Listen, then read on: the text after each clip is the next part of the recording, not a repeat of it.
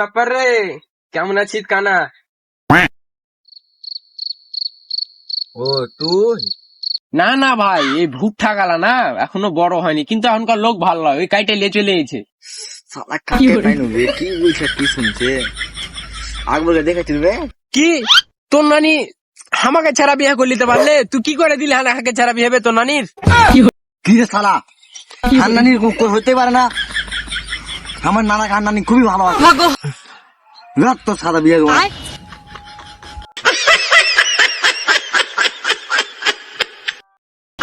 কিরে তুই আবার রায়ের বিয়ে হাঁকতে গেলি নাকি?